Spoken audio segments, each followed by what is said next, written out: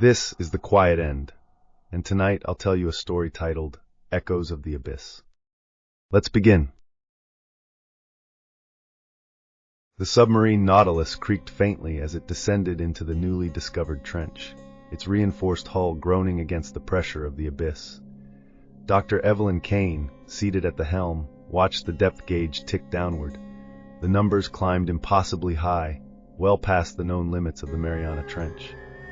"This is incredible," she murmured, her voice barely louder than the low hum of the engines. Her seasoned crew exchanged wary glances but said nothing. They had trusted her brilliance, her audacity, to take them into the unknown. Yet, as the lights outside the vessel dimmed and the ocean swallowed them in darkness, even her confidence wavered. Then it began. At first the sonar was silent, displaying only the yawning void, but a faint rhythm emerged, soft, almost imperceptible. The crew leaned closer. "That's not static," whispered Matteo, the navigator. He adjusted the dials, his hands trembling. The rhythm resolved into something more distinct. Rhythmic chanting, one might say, though the language was alien, each syllable scraping at the edges of their sanity like nails on glass. "It's impossible." Evelyn's voice caught in her throat. The chant rose and fell, an otherworldly chorus that seemed to echo from the very abyss they sought to uncover. And as they descended further, it grew louder, as though the trench itself were alive, calling them toward its unknowable heart. Unease spread through the crew like a contagion. "Captain, we should ascend," muttered Isaac, the mechanic, his hands gripping the console. But Evelyn shook her head. Her curiosity, her dedication to uncovering the mysteries of the deep, was a force that would not yield. Not yet. "We came to explore," she said firmly, though her voice carried a tremor. "We keep going." No one argued. Yet, as the chanting grew louder, their silence spoke volumes. And as the Nautilus pressed onward, the oppressive weight of the ocean above was nothing compared to the terror waiting below. The Nautilus shuddered as it touched down on the trench floor, the descent complete, yet offering no relief. The chanting was deafening now, a relentless tide of alien sound that seemed to bypass the ears and claw at the mind. Evelyn Kane steeled herself against the oppressive noise, her hands trembling as she activated the floodlights. The beams of light pierced the abyss, illuminating jagged walls that stretched upward into darkness. Their surfaces were covered in carvings, symbols etched deeply into the rock, their alien geometry defying comprehension. They pulsed faintly, as if alive, glowing with a pale, sickly light that seemed to dim the very air around them. "Are those markings?" Matteo whispered, his voice cracking.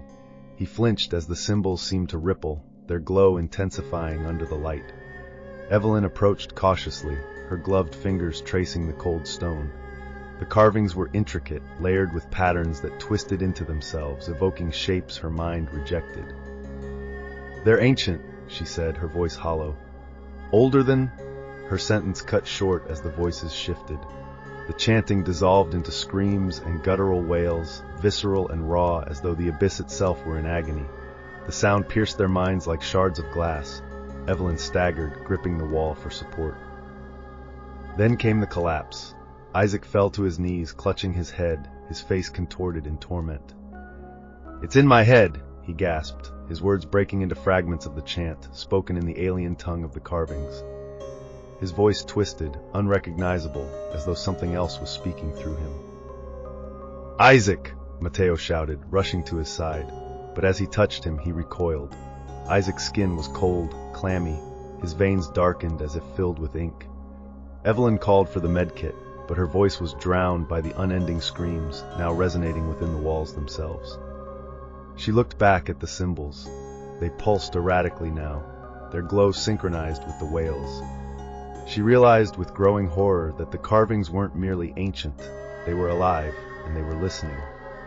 The Nautilus groaned, its systems faltering as if the abyss itself were forcing its will upon the vessel. The lights flickered erratically, casting the cramped interior into a stuttering dance of shadows. Alarms blared, their shrill tones competing with the unrelenting chorus that now emanated from within the submarine's walls. "What's happening to the systems?" Matteo shouted, his voice barely audible over the chaos. Evelyn's hands darted across the controls, but nothing responded. The oxygen levels began to dip, a chilling hiss from a ruptured valve announcing their slow asphyxiation. "I don't know. Everything's failing," she yelled back, panic breaking through her composed facade. Then came the strangest sound of all, a low, guttural hum that seemed to rise from the very floor of the Nautilus. Lucas, the quietest of the crew, stood abruptly. His wide, unblinking eyes stared at something unseen.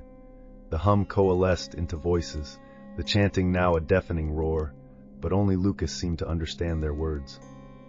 "They're calling. I have to answer," he whispered, his tone unnervingly serene. Before anyone could react, he turned and moved toward the airlock. "Lucas, stop!" Evelyn lunged for him, but her grip slipped as he moved with unnatural speed. He slammed the manual override, and the heavy door groaned open. The cold black water surged forward but halted just beyond the threshold, as though held at bay by an invisible barrier. Lucas stepped out, unprotected, into the crushing depths of the trench. The water didn't claim him immediately. Instead, he floated there, suspended like a marionette. His limbs convulsed violently, his body twisting in impossible ways. The crew could only watch in paralyzed horror as the chanting reached its crescendo. Then something moved in the dark, a shape vast and indiscernible, coiling through the abyss like smoke in water. It reached for Lucas, an unseen force pulling his broken body downward. His silhouette faded, swallowed by the infinite black. The chanting ceased, replaced by an unbearable silence. What was that?" Matteo stammered, his voice trembling. No one answered. Evelyn's eyes remained fixed on the airlock, her mind racing. Whatever had taken Lucas wasn't finished. The Nautilus was no longer an observer. It was a participant in something far older and far darker than any of them could fathom. The interior of the Nautilus was bathed in a pulsating, sickly light, the carvings now glowing with an intensity that seemed to seep into the very metal of the submarine. The air felt heavier, oppressive, as though the abyss itself was pressing into their lungs. Evelyn stood frozen, her breath shallow, her gaze locked on the writhing patterns that danced along the walls. The symbols, those terrible alien symbols, glowed brighter with every passing moment. "It's alive," Matteo whispered, his voice barely audible. But it wasn't the glow that truly unnerved him. It was the way the carvings seemed to watch them, as though they were conscious, feeding on the chaos that had consumed the crew. And then the visions began. The hallway leading to the engine room stretched into infinity, its walls warping and bending as if the Nautilus itself were unraveling. Evelyn blinked, then stepped back, but the corridor remained impossibly long, a void that seemed to mock the laws of physics. Matteo screamed, startling her, and she turned to see him staring at one of the reinforced windows. His reflection moved, its head tilting unnaturally, its expression twisting into a malevolent grin that didn't match his own. "Did you hear that?"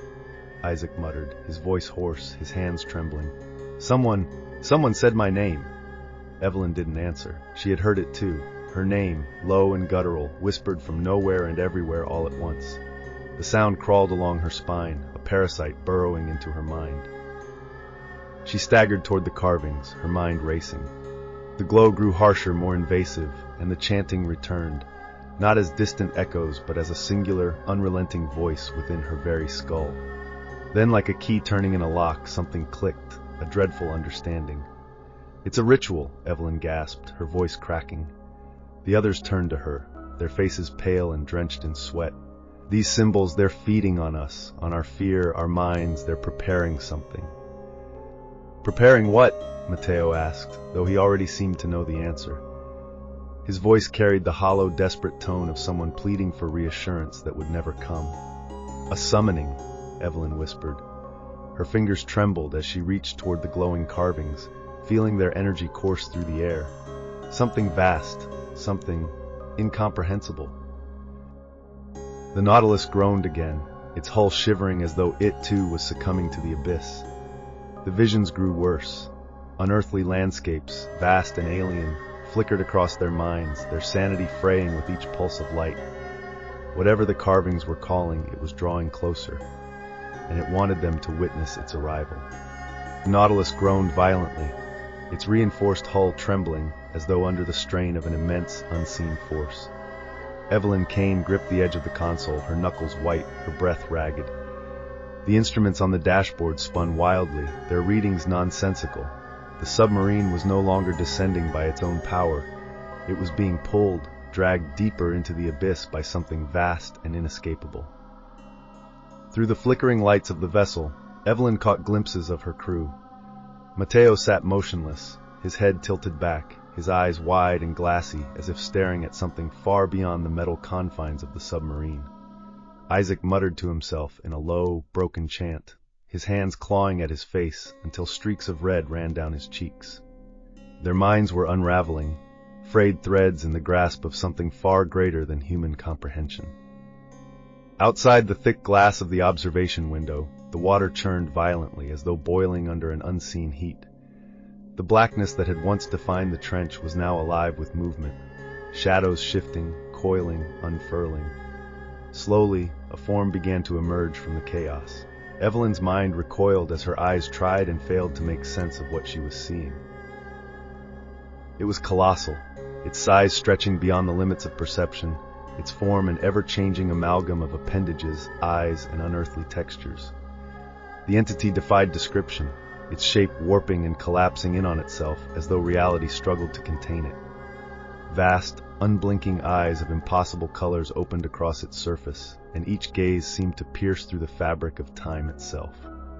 Evelyn felt her memories, her thoughts, her very self unraveling as one of those incomprehensible eyes turned toward her. The chanting within the Nautilus reached an unbearable crescendo, no longer external but resonating from within her skull. Matteo screamed suddenly, a sharp, agonized wail that ended as abruptly as it began. Evelyn turned just in time to see him collapse, his body limp, his face frozen in an expression of terror. Isaac stood, his movements jerky and unnatural, and before she could stop him, he slammed his head into a bulkhead with sickening force. He fell, lifeless, to the floor. Now alone, Evelyn's gaze returned to the window, to the impossible being that loomed outside. Its presence was suffocating, its existence a weight pressing down on every cell of her body. Time seemed to stretch, each second an eternity, as the entity's gaze fixed on her. In its eye, she saw everything. Stars being born and dying, civilizations rising and falling, the infinite void of existence spiraling endlessly. It knew her, every thought, every fear, every fragment of her being. She was nothing before it, a fleeting whisper in the vast, eternal scream of the cosmos. Her knees buckled, and she fell to the floor, unable to look away. The Nautilus shuddered one last time as the chanting stopped, leaving only silence. The entity's gaze deepened, pulling her into the abyss of its unknowable purpose. And in that moment, Evelyn Kane understood the terrible truth. The Nautilus had never been exploring the trench. It had been summoned there, part of a design far older than humanity itself. Evelyn's hands flew over the controls, desperately trying to activate the Nautilus's emergency ascent system. Her fingers shook, drenched in cold sweat, as she slammed the buttons again and again. Nothing responded. The submarine groaned beneath her, the hull trembling as though caught in the grip of something immeasurable. Her breath came in rapid gasps, each one heavier than the crushing silence that followed the chanting. "Come on," she muttered, her voice trembling. "Come on!" The screen flickered, static washing over the instruments. Outside, the entity swirled, its form shifting endlessly, its eyes locking her in place even when she tried to look away.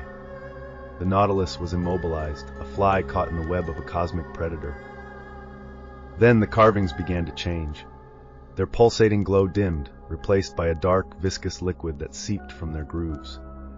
The substance defied gravity, rising and twisting in the air, forming symbols that burned themselves into her vision.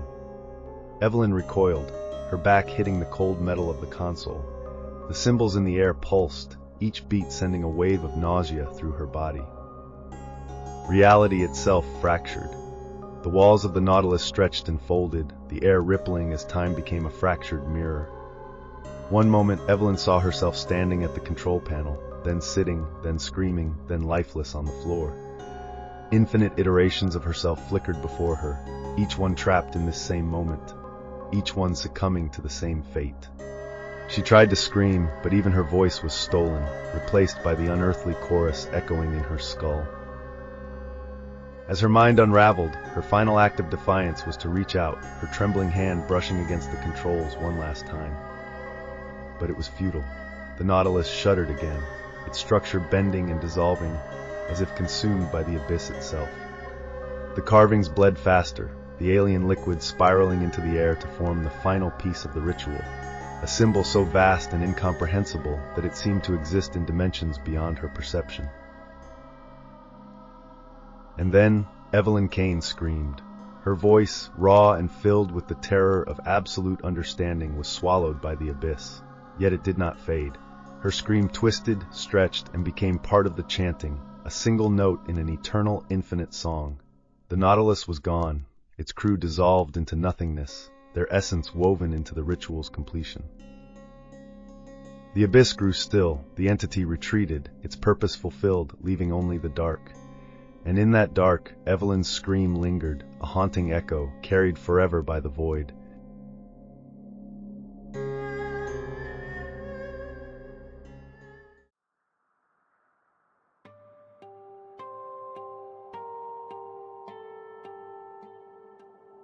So tell me, dear listener, if the abyss ever whispers your name, will you answer its call? Subscribe for more chilling tales and hit the bell to stay in the dark. See you at the next quiet end.